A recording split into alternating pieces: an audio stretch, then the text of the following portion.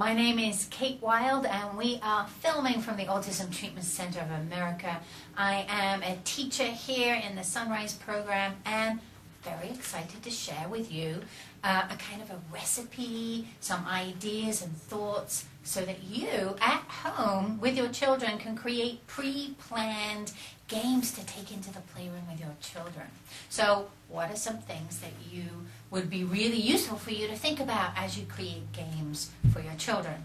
Well, first and foremost, when do you introduce them to your child?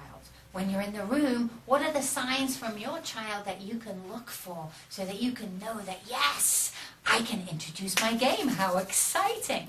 All right, so here in the Sunrise program, we have a very particular timing to when we believe children are available and ready to play games with you to interact. All right, so when to introduce a game would be when your child is either looking at you, talking to you, or showing you some kind of physical indication that they're ready. So if your child is isming away and they're not looking at you and they're not involved with you, that would be a time when you don't introduce your game, but when you join in their activity. But let's say they stop their ism and they stop their game and they're not doing another activity and they come over to you and they look at you, or maybe they sit in your lap and give you a big hug, or they lean on your shoulder and therefore indicating that they're interested in you and they're not involved in another activity, that's the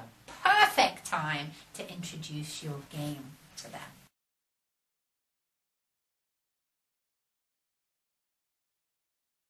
So here are some thoughts on how to put a game together for your child that's really specifically designed for your child, because every single child on the autism spectrum is so different and they're interested in so many different things that you want to create a game that's really motivating for your child.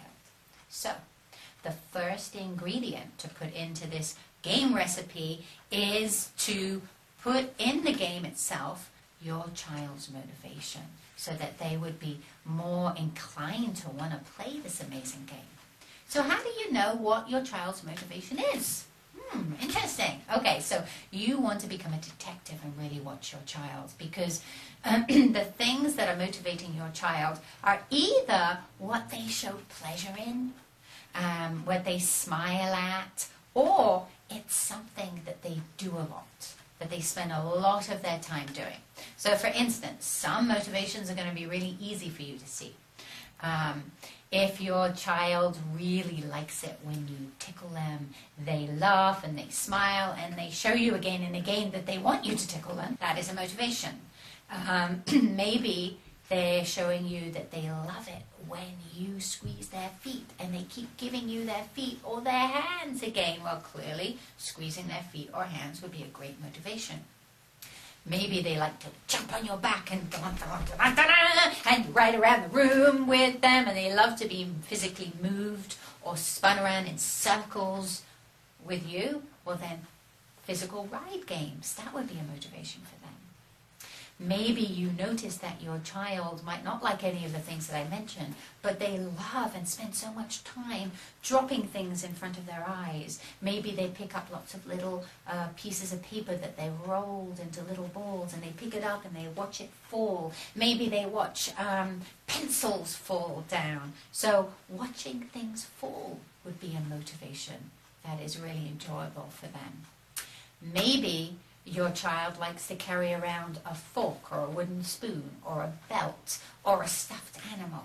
Well then, because they spend so much time with this object, then you can say that belts or wooden spoons are your child's motivation.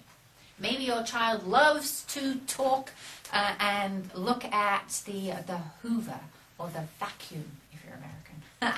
And they like to talk about the washing machine or garbage trucks. Well then, washing machines would be your child's motivation, or garbage trucks or vehicles would be your child's motivation. If your child likes to spin things or talk about the ABC or write a lot of the ABC or numbers, the ABC or numbers would be your child's motivation.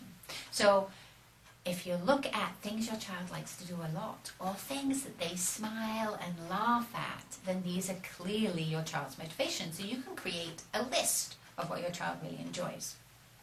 The other thing you want to look at is your child will be motivated by certain things that you do. So let's say you notice that when you sing, la la la la, you sing these lovely songs to them, that they look at you more and they smile and they want you to do it again. Then you singing is a motivation.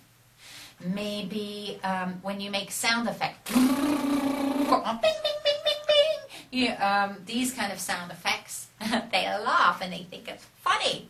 Well, then your sound effects are a motivation.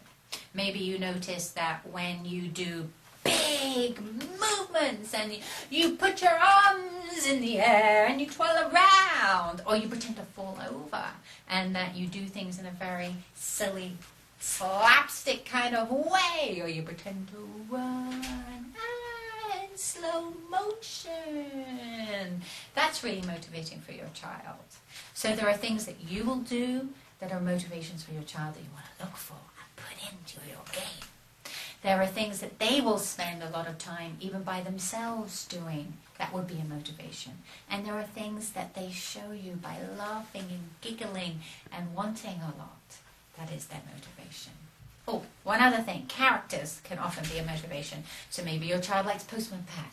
Maybe they like Superman. Maybe they like some emblems on, car emblems and things like that. That's also a motivation. All right, so when you're creating a game, you want to get motivations into your game. That's number one. Very important.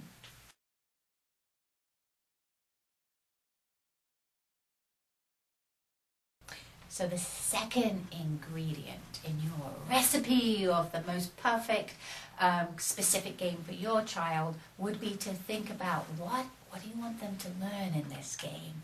What is your child's current goal? And here we want to encourage you to put the specific learning that's from the Sunrise Program developmental model, because we believe that the most effective thing to help your child grow and learn is their social interaction.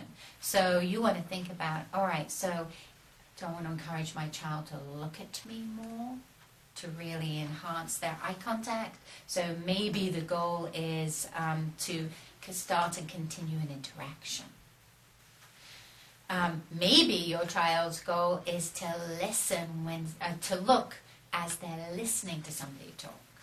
Maybe it's to to look at somebody when they're talking. All right, so there are different eye contact goals. Which one are you going to work on in the game? It's very important to become really clear with that. Maybe it's a flexibility goal. So maybe you want to encourage your child to want to play other people's games, or to physically or verbally participate in the game. That's a whole section also. Maybe you want to be clear on, okay, in this game, do I want to work on verbal communication? Do I want to help my child say one clear word? Or do I want to encourage my child to answer what and who and where questions? Also, is this game going to really help lengthening their attention span, or being able to play with different shared objects? So you want to be really clear, what is the goal you're working on? So that's going to be really important, all right? So you've got your motivations, then you've got the specific goal, and with the Sunrise Program attitude, you have all you need to create a game. It's as simple as that. So let's look at some different games so I can show you how you put those two together. And then a little bit later we're going to talk about a particular attitude and thoughts to adopt while you're actually doing these games in the playroom with your lovely, beautiful child.